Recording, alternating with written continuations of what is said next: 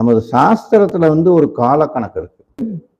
ஒரு நாளுன்றது 60 நாளிகை. இன்னைக்கு டைம்ல சொல்லணும்னா 24 hours is equal to 1 day.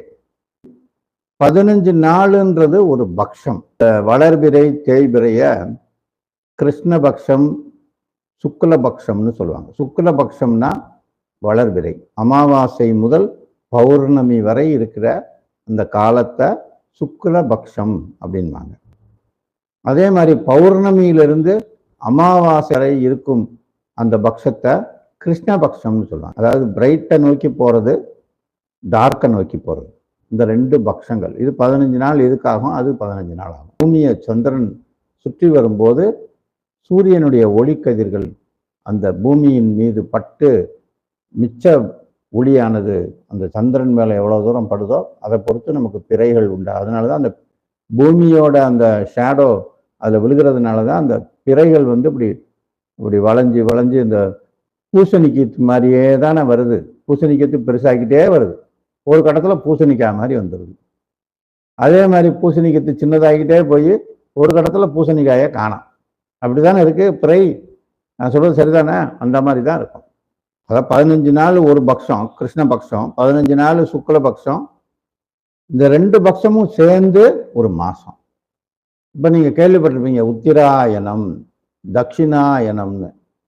அதாவது தை மாசத்திலிருந்து ஆனி மாதம் வரைக்கும் உத்திராயணம்.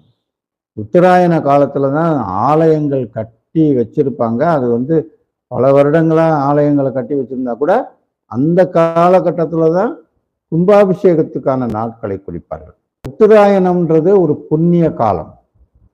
பொதுவாக ஒரு மனுஷன் இறக்கிறது கூட உத்தராயணத்தில் இறந்தா அவங்களுக்கு ஆத்மா சிரசு வழியாக போகும்னு ஒரு கருத்து உண்டு. அதே மாதிரி தட்சிணாயனத்தில் ஒருத்தர் இறக்குறாங்கன்னா அவங்களுடைய ஆத்மா அந்த மலஜலம் போகக்கூடிய இந்த கீழ்ப்பகுதி வழியா, அதாவது பாதாள லோகத்தை நோக்கி அந்த ஆத்மா போகும் அப்படின்னு அர்த்தம். அதாவது இன்னும் கொஞ்சம் பாவம் இருக்குன்னு அர்த்தம். அவங்க புண்ணிய ஆத்மாவாகவே வாழ்ந்துருப்பாங்க. அவங்களுடைய கர்மா அவ்வளவு பெரிய ஒரு டென்சிட்டி உள்ளது.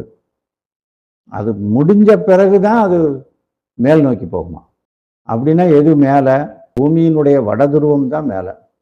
மேலே இறைவன் இருக்கிறான் அப்படின்னு சொல்றோம்ல. எனவே சூரிய லோகம் தான், இறைவன் தான் அப்படி ஜொலிக்கிறார். அவர் தான் நம்மளை காக்கிறாரு. அதனாலதான் சூரிய பகவான்னு அதுக்கு பேர். அதனாலதான் நவகிரகத்துல அவரை நாயகனா வச்சிருக்கோம்.